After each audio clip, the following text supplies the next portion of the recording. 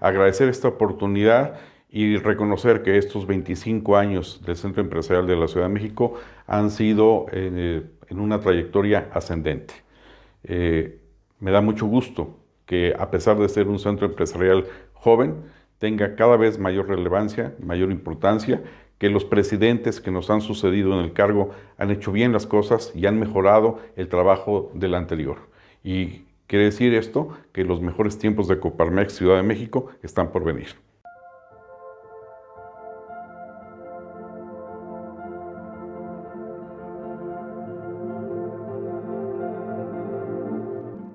Estimado Juan de Dios Barba, antes que nada, muchísimas gracias por tu tiempo para esta entrevista con Diario de la Ciudad. Gracias. Yo empecé a participar en eventos de Coparmex Ciudad de México en 1998, asistiendo a algunos de los desayunos informativos, de las reuniones que se organizaban, y fue justamente a invitación de un amigo que posteriormente fue presidente de la Delegación Centro, presidente del Centro Empresarial, y fue como fui conociendo la institución. Identifiqué que Coparmex es una institución sui generis que te permite ser y trascender, que la interlocución como sector empresarial con las autoridades, con otros gremios era muy importante, y eso fue justamente lo que me motivó, tener la posibilidad de participar y de actuar en nombre de nuestro sector. El primer reto que teníamos era ese: podemos tener una buena o mala relación con las autoridades, pero no podemos tener ninguna. Y tuve la fortuna de encontrarme con una persona en la jefatura de gobierno, fue Marcelo Ebrard Saubón,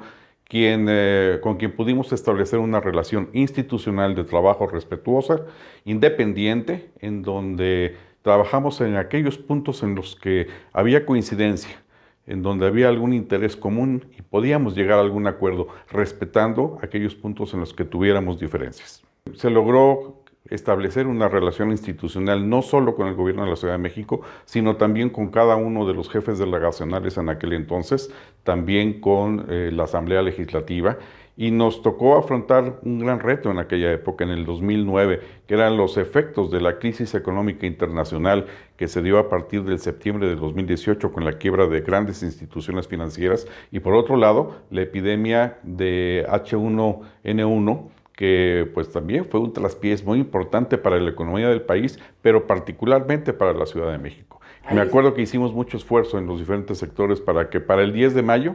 estuviera ya más o menos regularizado. Y lo digo así porque el 10 de mayo es una fecha emblemática en donde la actividad económica, particularmente el turismo y la gastronomía, pues es uno de los días más relevantes de todo el año. El reto de lograr la recuperación económica de la Ciudad de México, hacerlo en conjunto y también colaborando con otras organizaciones del sector empresarial, pero también organizaciones del sector sindical, académico, de trabajadores y por supuesto del gobierno, creo que fue el máximo logro. La complicación más fuerte que tuvimos fue que no hubo una coordinación adecuada en las instancias de gobierno.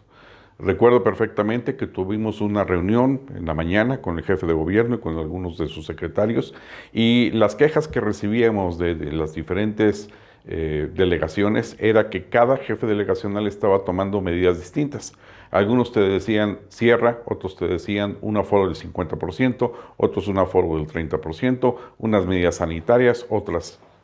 por demás. Y recuerdo muy bien que ese día en la tarde el secretario de gobierno nos muestra, muy preocupado, lo que se iba a publicar al día siguiente en la Gaceta del Distrito Federal, y era justamente la paralización de actividades económicas. Y fue un día muy complicado porque pues no había una disposición en este sentido por parte del Consejo Nacional de Salubridad, que es la autoridad máxima en esta materia y quien debería de haber determinado las medidas. Veíamos que había una anticipación de esos cierres por parte del gobierno de la ciudad. Exigimos una coordinación y afortunadamente hubo sensibilidad, claro, después de una serie de notas, de entrevistas, de televisión y radio, en donde hacíamos notar, por ejemplo, que ordenaban el cierre de los restaurantes, pero no ordenaban el cierre de los puestos ambulantes que vendían comida y que por definición son más antihigiénicos que lo que podía ser un restaurante, y entre muchas otras inconsistencias que encontramos. Y fue a raíz de esas críticas que con el gobierno logramos establecer una mesa de diálogo que fue el antecedente de lo que después constituyó el Consejo Económico y Social de la Ciudad de México. Un mecanismo de diálogo social en donde participábamos representantes del sector privado, pero también de la academia, de los sindicatos de trabajadores, del propio gobierno, de los colegios de profesionistas, y que permitía intercambiar puntos de vista sobre las políticas públicas. De hecho, se constituyó y posteriormente, a invitación del jefe de gobierno y con la anuencia de nuestro presidente nacional en Coparmex, que lo era Gerardo Gutiérrez Candiani, me tocó ser el primer presidente de ese Consejo Económico y Social de la Ciudad de México. Me da gusto ver presidentes comprometidos, ver un centro empresarial fuerte, dinámico, con presencia pública. Me parece que se ha acrecentado no solo la importancia del centro empresarial de la ciudad, que como centro independiente es un centro joven, creado a fines de los 90, sino que también se ha incrementado la presencia y participación de Coparmex Ciudad de México en la Coparmex Nacional. Somos varios los que tenemos diversos cargos de responsabilidad en la Coparmex Nacional, desde